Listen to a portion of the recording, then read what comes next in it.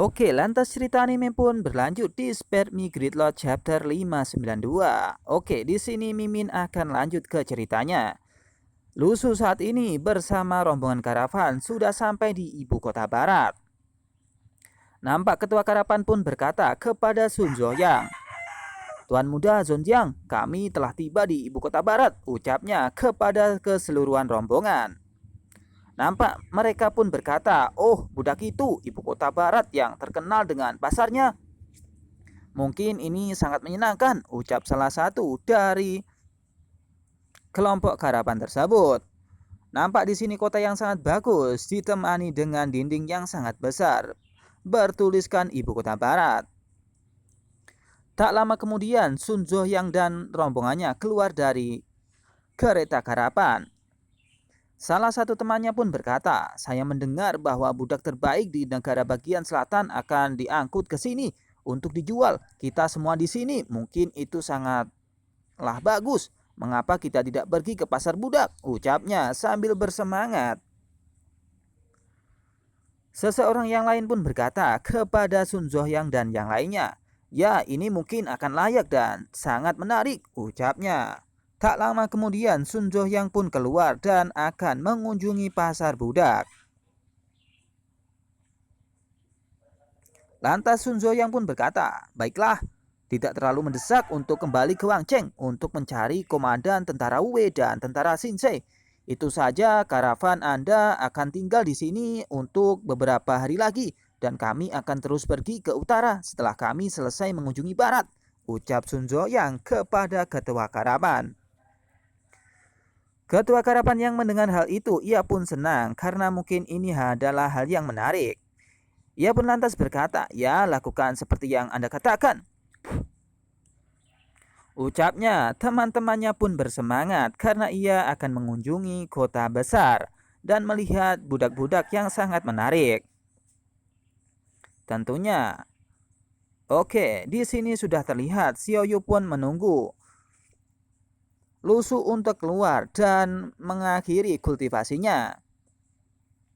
Di gerbang ibu kota barat, nampak Xiaoyu dan uskup Bishop Kardinal menunggunya. Di sini ia pun berkata, "Oh, ini sudah sampai ke kota," ucapnya. Tak lama kemudian ada seseorang yang kemudian membawa makanan di samping Xiaoyu. Xiaoyu yang menyadari hal itu lantas ia pun melihat seseorang di sana. Ia pun berpikir bahwa makanan tersebut adalah makanan enak yang bisa ia santap berikutnya. Lusu pun membayangkan, Xiaoyu pun membayangkan, maksud Mimin, ia akan makan makanan yang banyak bersama Lusu setelah Lusu menyelesaikan kultivasinya. Baunya enak. Kalau saja Lusu bisa membawa aku keliling kota, mungkin aku akan memakan makanan ini, ucap Xiaoyu. Membayangkan makanan tersebut.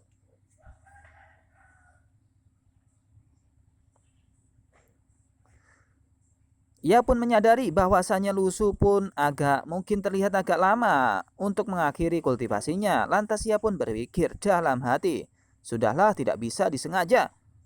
Hal terpenting bagi Lusu saat ini adalah meningkatkan kultivasinya dan menerobos ke peringkat pertama sesegera mungkin," ucap Xiaoyu.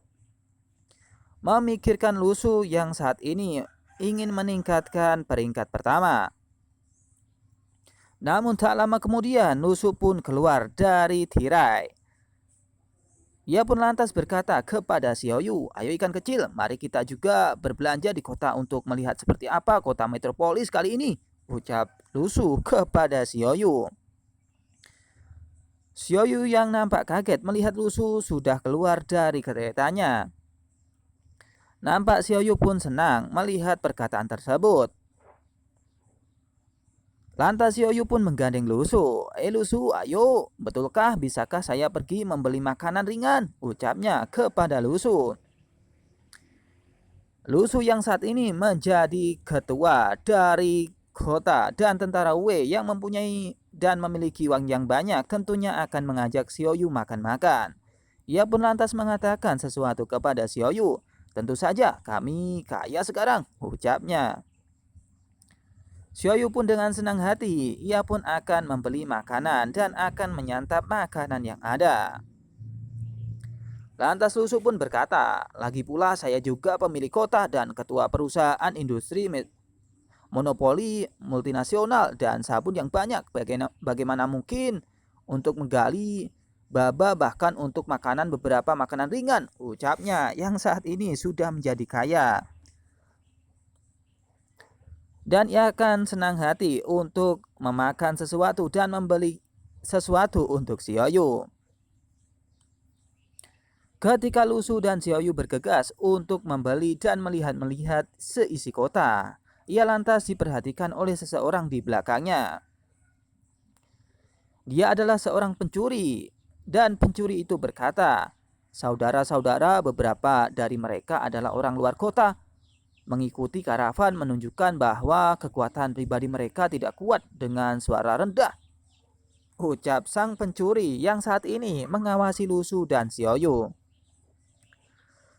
Karena penampilan Xiaoyu dan Lusu sangat biasa-biasa saja, tak seperti bangsawan dan master peringkat 1.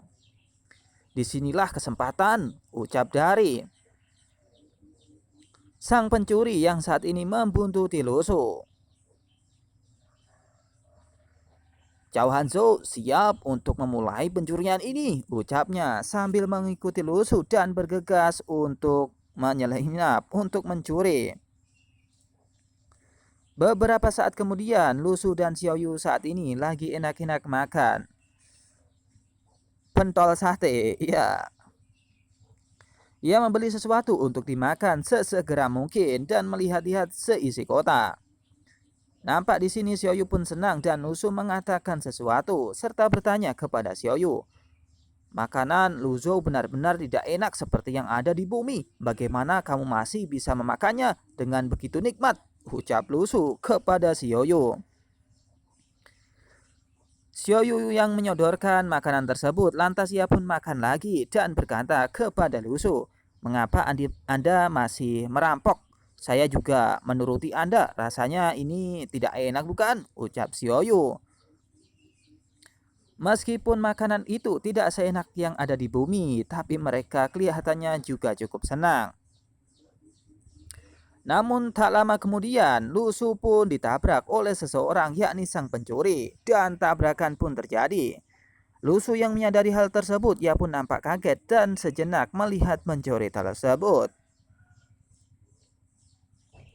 Lantas Lusu pun memegang tangan dari sang pencuri. Ia pun terlihat sangat kaget. Lusu meremas tangan tersebut. Lantas Lusu pun berkata kepada sang pencuri, "Yo, ingin mencuri sesuatu dariku?" ucap Lusu bertanya kepada sang pencuri. Sang pencuri pun nampak panik, ia pun terlihat sangat ingin melarikan diri. Lantas kemudian nilai emosi negatif muncul dari Zhao-Ke plus 666. Lusu pun lantas melihat pencuri tersebut dan berkata sambil meremas tangannya, "Apakah Anda mengatakan bahwa kita keluar dari bisnis?" ucap Lusu kepada si pencuri.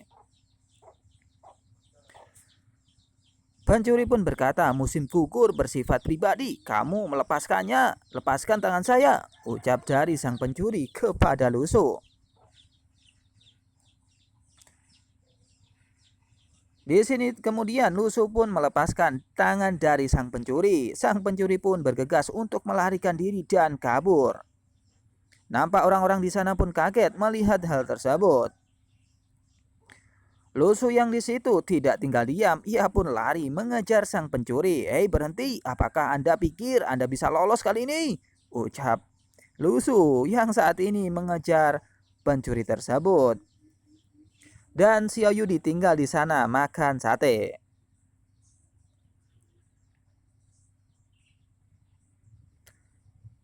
Namun seketika itu beberapa orang menghadangnya. Lusu pun kaget siapa yang kemudian membantu sang pencuri.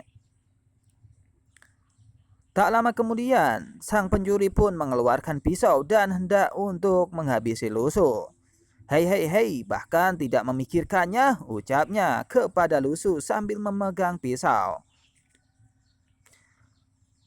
Lu Su pun nampak kaget, ia pun sedikit marah dengan hal tersebut. Tak lama kemudian Lu Su pun merilis pedang birunya yang tidak kasat mata dan menghancurkan pisau tersebut dengan sekali klik dan das. Seketika itu pisau yang berada di tangan pencuri tersebut pun hancur dengan seketika. Pencuri yang menyadari hal tersebut, ia pun kaget apa yang dilakukan oleh orang tersebut. Ini metode apa ini? Ucap dari sang pencuri. Sang pencuri lain pun berkata, kami tahu itu salah, maafkan saya, ucapnya. Kelihatan takut dan ingin menangis.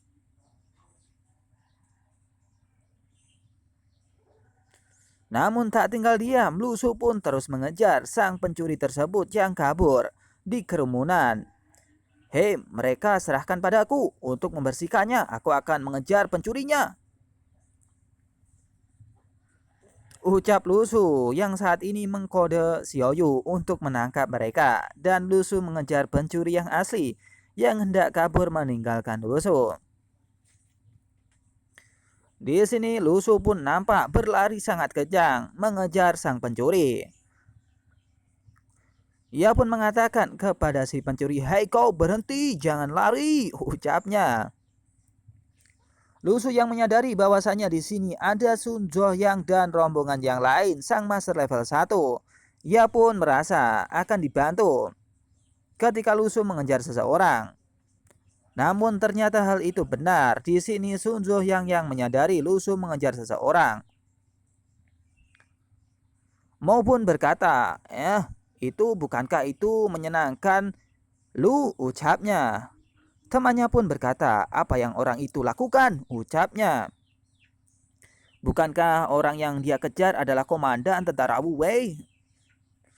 Ucap dari rombongan Sun Zhuoyang yang memikirkan bahwasanya Lu Su saat ini mengejar dari komandan tentara Wu Wei, dan mungkin itu adalah kesempatan mereka untuk menghajar dari sang pencuri dan komandan tentara Wu Wei. Dengan segera mungkin mereka pun bergegas untuk mengejar apa yang dikejar oleh Lu Su. Dengan seketika mereka pun terbang dan bus. Terlepas dari apakah dia atau tidak, mari kita lanjutkan dan bicarakan dulu, ucapnya.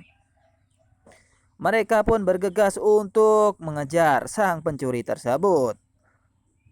Nampak di sini Lu Su pun mengejarnya dengan sangat cepat. Dan Sun Zhuoyang pun menyadari hal itu. Ia pun berkata, penjaga militer ada di sana, ucapnya sambil terbang.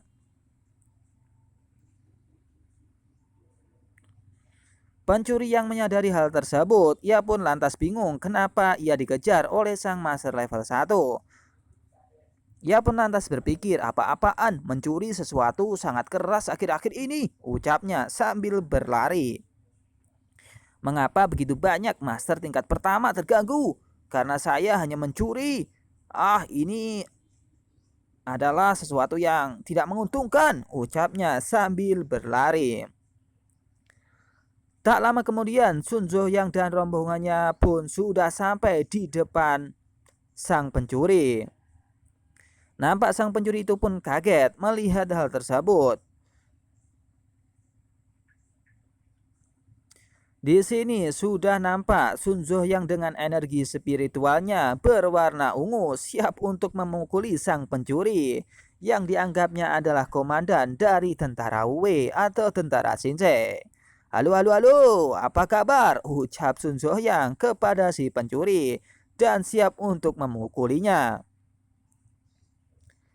Pencuri yang mengetahui hal itu, ia pun lantas ketar-ketir. Apakah ini akan menjadi terakhir saya untuk bernapas? Aku tidak baik, sungguh, ucapnya sambil mengeluarkan keringat dingin.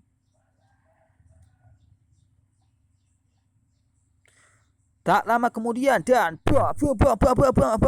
maaf, berhenti berkelahi dan aku salah, ucap dari sang pencuri. Di sini ternyata Sun Zhuoyang dan rombongan master level 1 sudah memukuli sang pencuri tersebut.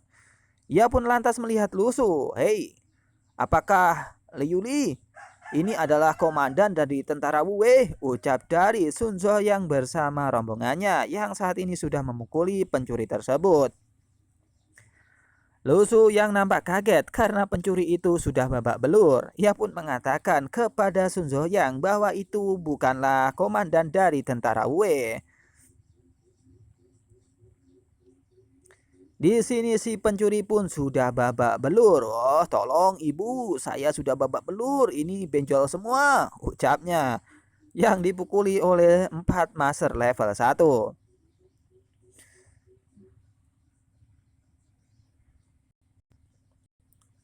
Lusu pun tak tinggal diam. Ia pun lantas berkata kepada Sun Zhuoyang dan rombongannya, "Hei, Anda salah. Anda salah paham bahwa dia hanya seorang pencuri," ucap Lusu kepada Sun Zhuoyang. Karena dia bukanlah tentara Wu Wei atau komandannya. Di sini terlihat pencuri itu pun babak belur dan ampun-ampun. "Ho Ming, apakah Anda menerimanya?" ucapnya. Di sini ia pun menyadari bahwasanya informasi itu salah dan mereka kemungkinan menghajar orang yang salah juga. Menyadari hal tersebut, Sun Zhuoyang pun berpikir dalam hati, "Ah, sial, ini bukan yang asli. Kita salah orang dan memukuli orang tersebut, tapi tidak apa-apa. Itu adalah pencuri dan berhak mendapatkan hukuman," ucap Sun Zhuoyang dari dalam hatinya. Tak lama kemudian ia pun bergegas untuk pergi ke tempat budak atau pasar budak. Tak lama kemudian Sun Zhuoyang pun berkata kepada Lu Su dan rombongannya, "Tidak apa-apa, Xiao Yu, saatnya untuk membersihkan. Anda tidak perlu berterima kasih kepada kami terlalu banyak," ucap Sun Zhuoyang yang saat ini bergegas ke pasar budak. Ia pun berkata lagi, "Sekarang mari kita pergi ke pasar budak," ucapnya. Melambaikan tangan kepada Lusu. Lusu yang menyadari hal itu, ia pun juga ikut melambaikan tangan kepada Sun Zhuoyang. Nampak di sini di tempat lain di pasar budak, Sun Zhuoyang pun sudah sampai di pintu masuk dan bergegas untuk masuk. Nampak di sana sudah banyak sekali orang-orang yang melihat budak-budak yang sudah dipasang di atas mimbar. Kelihatannya itu adalah panggung untuk penjualan budak-budak.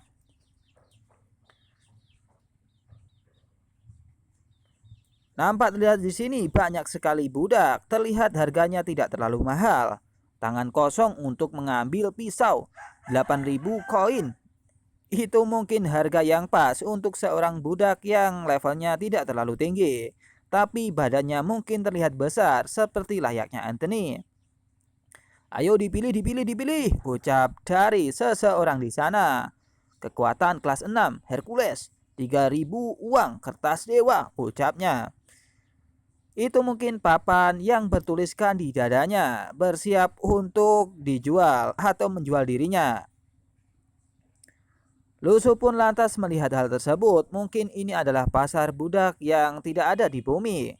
Disinilah budak diperdagangkan adalah sisi gelap dari Lulu Zhou, ucap Lusu dari dalam hatinya. Tak lama kemudian, di sini Xiao Yu pun sudah bergegas dan menangani 2 orang yang sebelumnya. Xiao Yu pun ingin lihat dari pasar budak tersebut, tapi Lusu kelihatannya tidak suka karena mungkin pasar budak itu tidaklah baik bagi anak kecil. "Apakah itu pasar budak yang mereka sebut? Ayo masuk ke sana juga," ucap Xiao Yu kepada Lusu. Lusu yang menyadari hal tersebut karena Xiao Yu masih kecil dan budaknya memakai perangkat yang tidak baik. Lantas Lusu pun berkata kepada Xiao Yu, "Hei tidak, tunggu, ikan kecil. Budak laki-laki di dalam hanya mengenakan sepasang celana," ucapnya kepada Xiao Yu.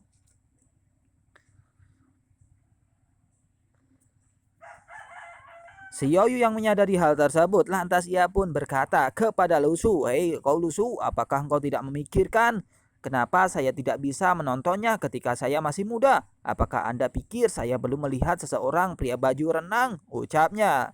Yang saat ini menceritakan bahwa Anthony dan seseorang di belakangnya itu mungkin memakai juga pakaian yang biasa dipakai oleh si budak.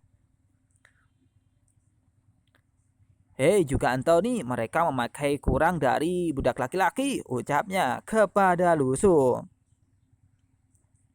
Lusu pun nampak terdiam dan menghela nafasnya. "Oh ya, mungkin itu kelihatannya sama," ucap Lusu kepada si Yoyo.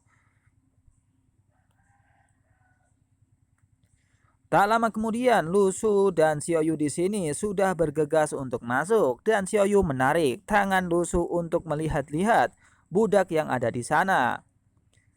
Kemudian Lusu pun berkata kepada Xiaoyu, "Meskipun saya pikir kita masih ingin makan-makan, apakah kita harus masuk ke dalam?" ucapnya kepada Xiaoyu. Xiaoyu pun lantas menjawab, "Jangan menertawakannya, ayo kita masuk," ucap Xiaoyu yang saat ini menarik tangan Lusu. Dan cerita pun berakhir di sini.